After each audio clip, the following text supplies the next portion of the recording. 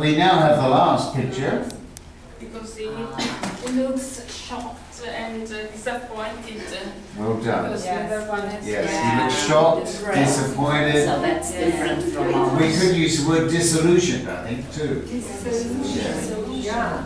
You are right, and I must tell you, I've done this before over many years. Is there an adjective? Please help me. Disenchanted, To make the disenchanted, disillusioned, Yeah. disappointed.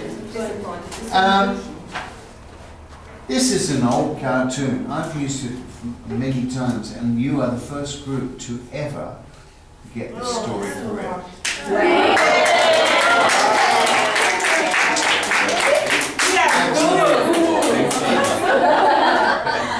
You just wanted to And you know why? It's true. And the reason for that is because of the ambiguous pictures there. There's a confusion often with those pictures. But you rightfully saw the cartoonist had drawn little things coming out of the man's head, which is suggesting some kind of frustration or disillusionment or something.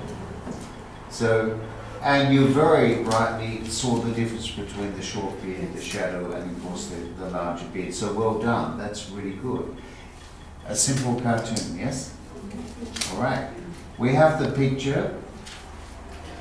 I'd just like you to think about the process, what we just went through. The process we went through there, I'd like you to think about the process, and I'd like you also to think about what language you were using in terms of structures when you were talking about these pictures and justifying your choices.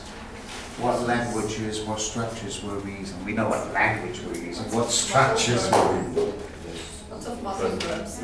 Lots of phrasal verbs, there were phrasal verbs. That's Model verbs. modals, there were some phrasals too. Modals, now, modals of course because we were justifying. This might be, it could be, yeah? Yes. A lot of modals there. What else were we using? Present progressive. The present tense, the present progressive, the present perfect is all used. Yes. Okay, it's a lot of language there.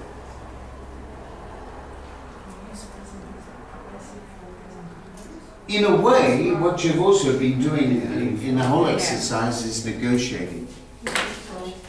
However, we've got our picture.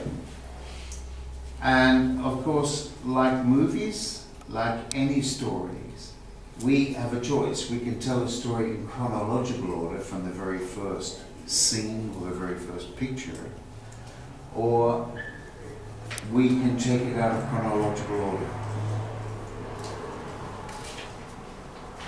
And with any story like this, we have the pictures there to help us, to guide us.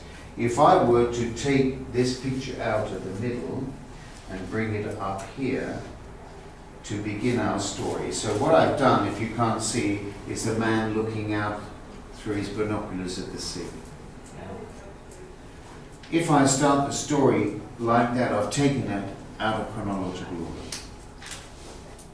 Okay, if we're going to be now telling the story in narrative tenses, what tenses do I need now if I'm going to take that out of chronological order? Past perfect. The past perfect, exactly. And we're using the past perfect simply when we have two pieces or even three pieces of information or more, but one piece, in this case, is taken out of the order. It may appear in our story as the first action.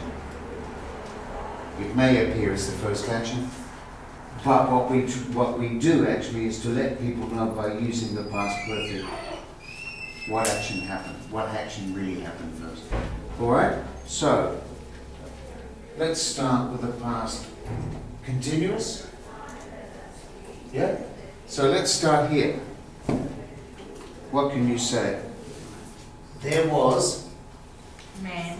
Yeah. Sitting on a desert Standing. Oh, you've changed the order. I've changed all.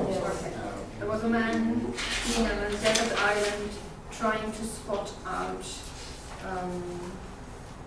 somebody to rescue. Okay, so there was a man sitting on a desert, standing on a desert island, in this case looking through his binoculars hoping to be rescued, yes? He waited and waited. He waited and waited for a long time. But now you, sorry, but now you have changed the tenses. Didn't you say to start with past perfect? Where can we use the past perfect? He had been staying. Okay. He has been staying on that island for quite a long time. He had been staying on the island for a long time. But that's the next picture. It No, could be. no. It's, It could be the next picture. It could also what happened before the picture with the binoculars. Yeah? He had been sitting or waiting for a rescue team while he. This is present past. While he was looking through the binoculars. He had been and in the past perfect, but Okay. All right. Now, if we've done that, we've used the past perfect to indicate what happened first, or what was happening first. It depends. You could use the past perfect continuous. We can then continue with the story. One day, Suddenly He saw something. Something, appearing at near the the- horizon. near the horizon. one day he saw something appearing on the horizon, and he got up, jumped up and down. He was terribly excited, and then we can follow the story on. Yeah. Now we don't necessarily have to start here. We could start in chronological order, but we could, if we want to go back, we might want to know why he's there. There was a man sitting on the island. Well, his wife dropped him. he had been on a sailing tour. He had been on a sailing tour Sent him on out to his do some own, shopping on and the then island. there came a Left. storm, and He had been sailing on his own, and there was a storm, yes. and he was shipwrecked. Okay, so we've started here, but we've actually gone back before in order to establish what happened. So we're going to use past perfect, obviously. Okay. All right. I'm preaching to the converted. However, a bit like your game before, you were using us matching yes or opposites with adjectives by having people doing it. Just by having pictures is just a variation of telling a story. And I find it simplifies it. Some people love to do that exercise but write it down, and I never ever interfere with that because that's the way some people like to work, so different intelligences. I'd like to show you now something on the board.